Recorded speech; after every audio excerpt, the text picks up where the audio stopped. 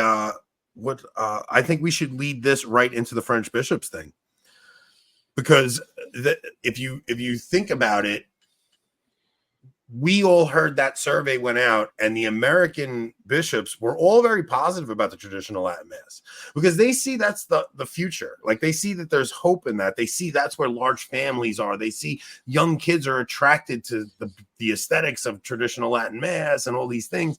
And they're like, we have no issue with this. Let's just coexist with this. Let's keep the two forms. But the French bishops had a different take than the American bishops. I'm going to skip the beginning. You didn't send me the article at all, so. Oh, okay. I'll send it right now. But we're going to go down to the questions. We'll skip the whole beginning, and we'll go to the questions. No, I sent it, Rob. It's in there. That's where I'm reading it from. Show notes. What? I said, this is interesting. I said, this is a good topic, I wrote. But I sent it again. Okay. So but scroll down to the questions. Question 1. Let's go to that. Okay, here we are. Let me put it up on screen. All right, so question 1. What is the situation in your diocese with respect to the extraordinary form of the Roman Rite? So for 4 diocese applications, I mean, this is all kind of, if we go down, there's a summary. Okay, so the summary: in most dioceses, the situation seems to have calmed down. Some points of tension remain, often linked to history and long-standing conflicts. Relationships are highly dependent on the personalities of the priests entrusted with the task of ensuring celebrations according to the extraordinary form. The responses revealed the bishop's desire to involve as many diocesan priests as possible in celebration of the extraordinary form, but this is proving difficult due to the small number of priests involved. Because there's no priest over there. That's the issue. Yeah. Question 2. If the extraordinary form is practiced there, does it respond to a true pastoral need, or is it promoted by a single priest? See, that question right there alone goes to show that people do not even understand the debate, because this is the issue. They see the Latin Mass, they being most of the hierarchy, they see the Latin Mass as a pastoral need, as opposed to the external manifestation of the deposit of faith. So even the way they're asking this question knows that they're not understanding anything correctly. So several bishops, it's because they use that pastoral need thing to justify anything they want. Exactly. Including getting rid of it. Exactly, yeah. Yeah. So several bishops question the very notion of pastoral need and a stable group of formulated in the motu proprio in almost 2/3 of the diocese. Let's go to the summary. From the bishop's responses, it is clear that the provision for masses according to the 62 Missal responds primarily to a concern for communion in which the bishops act out of pastoral sensitivity. Let me see. All right. So, let's get to this one. In your opinion, what are the positive and negative aspects of using the extraordinary form? Let's skip down to the negative, because we know what the positive are going to be. All right. The negative aspects: wounds church unity, resistance to Vatican II, resistance mentality, communities highly critical of the conciliar church, 2 churches, liturgical sensitivities take precedence over ecclesial communion, the Eucharist that should unite what is separated introduces a parallel church, creates 2 worlds that have difficulty understanding each other, the motu proprio introduced a de facto bi-ritualism. I kind of agree with that. No, I agree with it. But it was Vatican II that actually introduced all those things. Exactly. And this was, if you guys go back and read the book by Jean Guiton, who is a personal friend of Pope Paul VI, he quotes in his book that he said, why don't you just give Lefebvre and his movement the Latin Mass? I don't see what the big deal is. Just give it to him. And he says, if we give them the Latin Mass, Paul VI, right, in the 70s, if we give them the Latin Mass, then they'll make a banner out of it, because the Latin Mass is their banner that represents everything contrary to what we've done. So they're not wrong about this, because you can't go to the Latin Mass, which is so externally Catholic, and then at the same time say Protestants are brothers and sisters in Christ. Everyone has their own liberty according to their conscience to worship however they want, etc. Yeah, look, this is why they view Taylor Marshall as such a problem. This is why they view the Catholic American Commentariat as such a problem, because we kind of do use the Latin Mass as a banner. It's a rallying place. It's like, look, you guys are sick of the nonsense going on in the church right now. You can escape it because to something going on over here that's actually Catholicism. Because what they're doing in the church is not Catholicism, which is a scary thing to say, man, but it is not Catholicism. What they were doing at that Eucharistic Congress, it was Catholic. I won't say it wasn't, but it was Protestant, man. It had some real Protestant aesthetics there. Closed group, isolation, withdrawal, community apart, subjectivism and individualism. FSSP priests refuse concelebration even at the Chrism Mass, contrary to Benedict XVI's letter. Needless to say, in order to experience full communion, the priests of the communities adhering to the former usage cannot, as a matter of principle, exclude celebrating according to the new books. The total exclusion of the new rite would not, in fact, be consistent with the recognition of its value and holiness.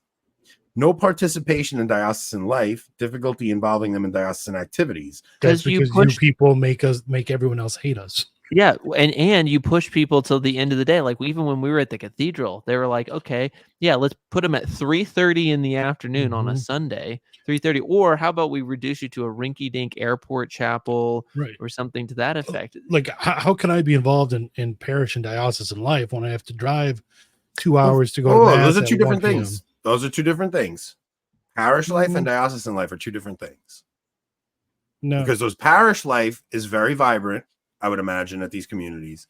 But when they say unity of like diocesan unity, how often are there inter-parish events where you're having diocesan unity anyway? Come on. What are they even talking about? I think especially here in America, where outside of large cities, like most of the dioceses are super, geographically large. Like there's no diocese. There just can't be a diocese. Well, there's no diocesan unity. What is there's that? barely even any parish unity. A good example is you guys divided the mass up by languages, and so all the Hispanics are going to one mass and all the whites are going to the other mass. So it's like you have basically segregation. Used to be where we all went to at my mass. It's super diverse because we're all in Latin, but you guys can't even figure out what language you want to do. So you do because some parishes are Spanish, some parishes are that. Like, how do you have unity with those parishes? There's no unity. Those are segregated parishes.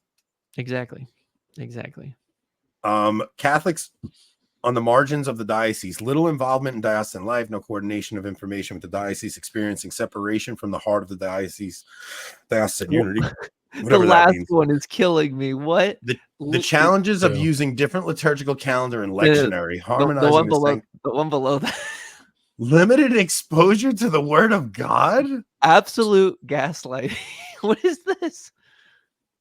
They don't read the Bible, y'all. So I used to believe the myth that over 3 years you would read the whole Bible in the Novus Ordo Mass if you went daily.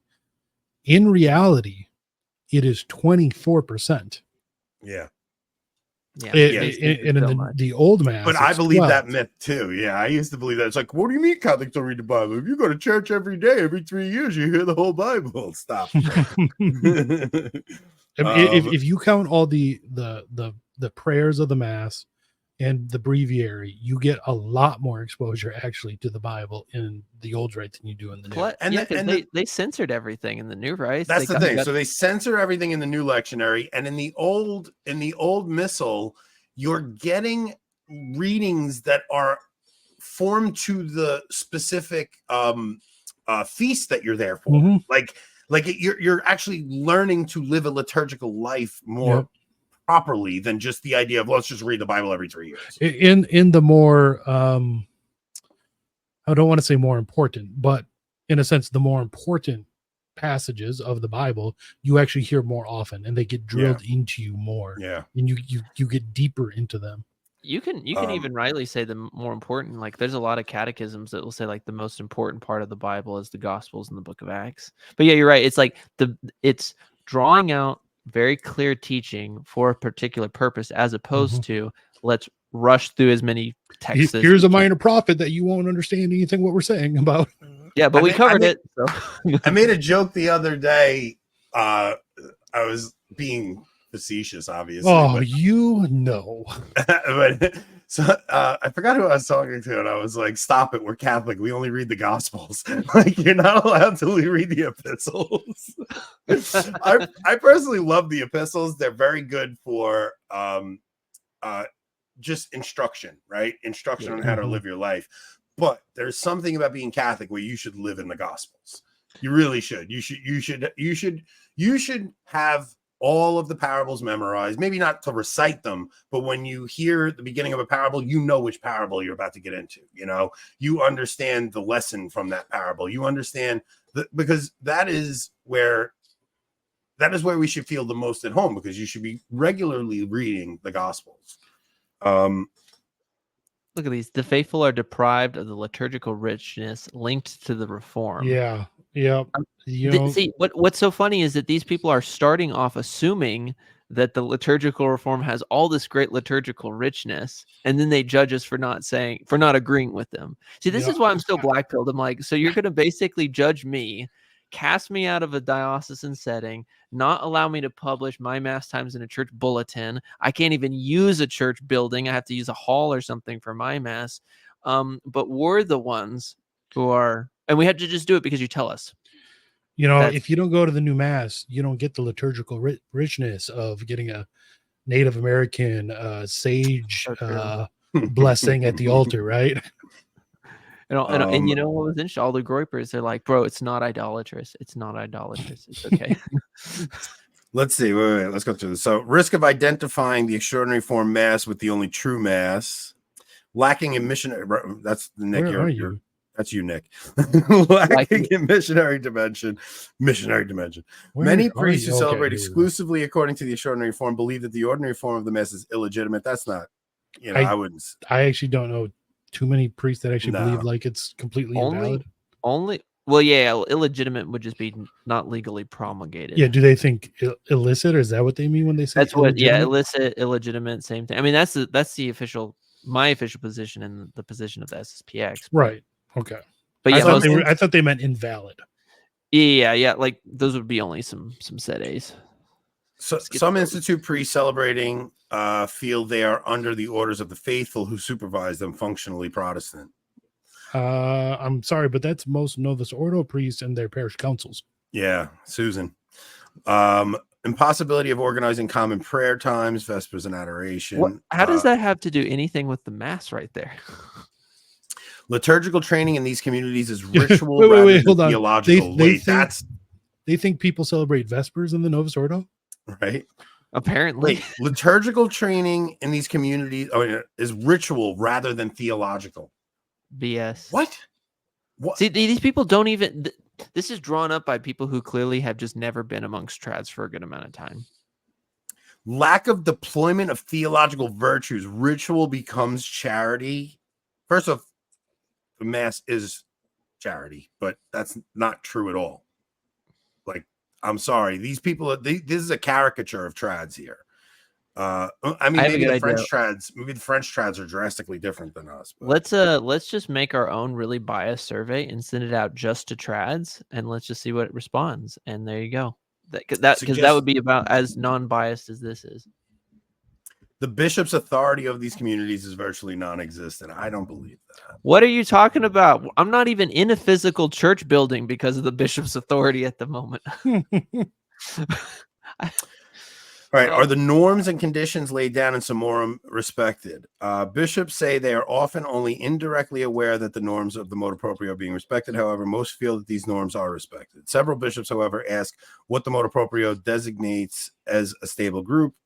It is clear that in many places where the EF is celebrated, a center of attraction is created for faithful coming from far away, sometimes from other dioceses. Okay. A dozen or so bishops also note that while the letter of the motu proprio seems to have been respected, the same cannot be said of the spirit. In the summary before, there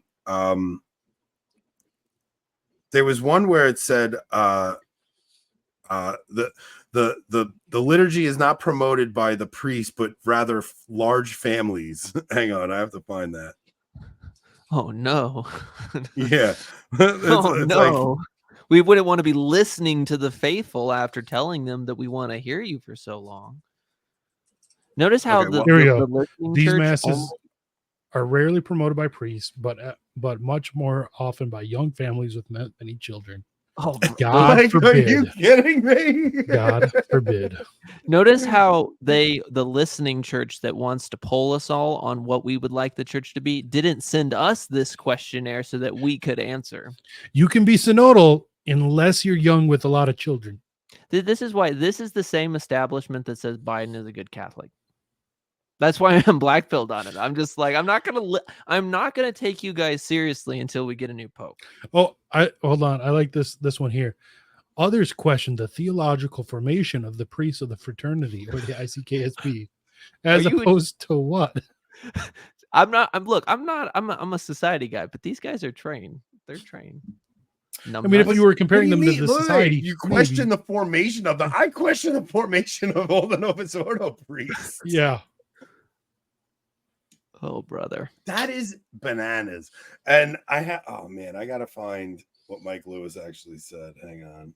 I'm surprised they didn't show up tonight. They didn't do the incantation hard enough, in my opinion. He'll show up in the comments later. Don't worry. Somebody will mention it. He's too busy praying for his Catholic president. So true. Is he a huge Biden fan? I don't know. I mean, it wouldn't surprise me, but I have not seen it confirmed.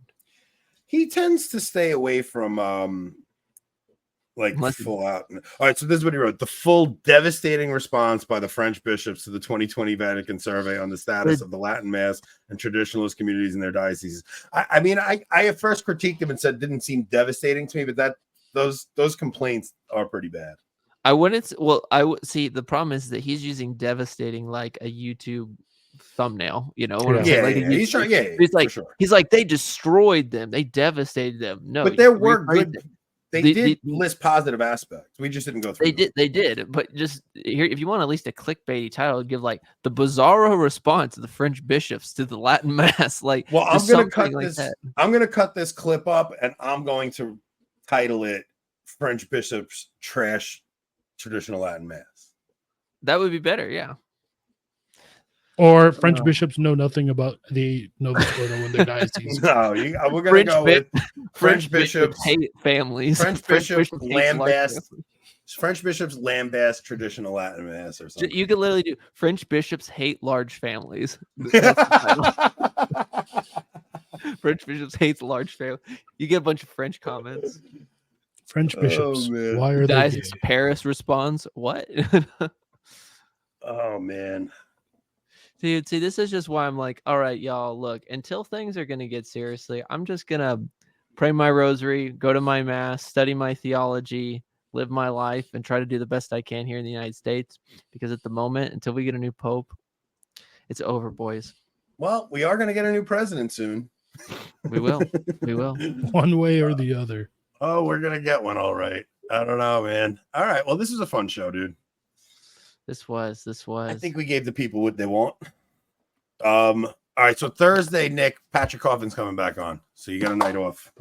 Unless you want to come on. We just won't bring up the society. I was going to say, are they not allowed to interact? Oh, Nick, I know. I don't want to talk society stuff.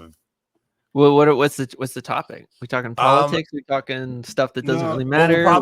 We'll probably talk politics. We'll probably talk the faith, and we're going to talk about Margot. Getting a boyfriend. Not Margot. No, not that Margot. It's literally such a slow news week in Catholicism. Margot Naranjo. She was had a traumatic brain injury, and she was on life support, and her family was trying to starve her to death. What? And yeah, it's like the Terry Schiavo thing. It was similar to Terry Schiavo. Were you even alive? Huh? Was Nick alive for Terry Schiavo? When was it? What year was it? 99 or 2000? I was born in 98, so just barely. Was it that long ago, Terry Schiavo? Yeah. Let me no look. way. It was like 08. Maybe it was 08. Like 08, 09. That's wild. I've never even heard 2005. I was around for that. I was around for then. He was a little tot. I was a youngin. I was a youngin. You were a little tot.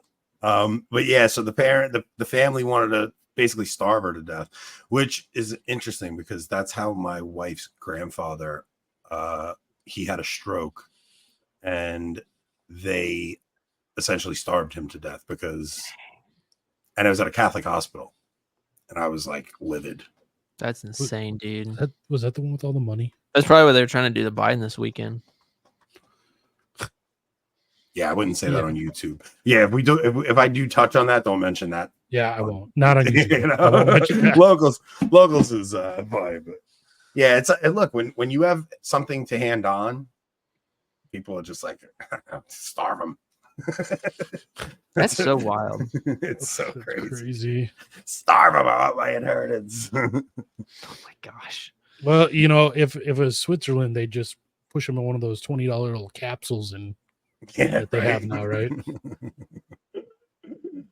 Oh man, So wild. I always love hanging with you guys. I'm like rarely do I want to do the show beforehand because I'm exhausted, and then as soon as I come on, we start having fun, and I'm glad I did it. Oh, FYI, I'm going camping this weekend, so if any big news happens, don't come. I will be at Catholic Palooza this weekend. Oh, that's right. Enoch will be at my house, so I do a solo stream. That'd be the funniest thing. you can always do. I take anytime over. you want. I do a solo stream on. I just talk about making America great 24-hour live stream about how the SSPX is based. I'm taking Enoch on my boat Sunday, and we'll probably shoot over and go see Joe Boca on Fire Island because he works on Fire Island. So we'll see. I'll make a if any. 24-hour I want a video stream. of you making him drink a rocket fuel. Yeah, I'm definitely getting him a rocket fuel. That'd be funny. 100%. I'm making him drink one. Tell Joe I said hi. I will. All right, boys, let's wrap it up, and I'll see you guys. Well, yeah, Nick, if you want to come on, you're always welcome. You know that. Yeah, sounds good. All right, I'll see you boys Thursday. Let me get some music here.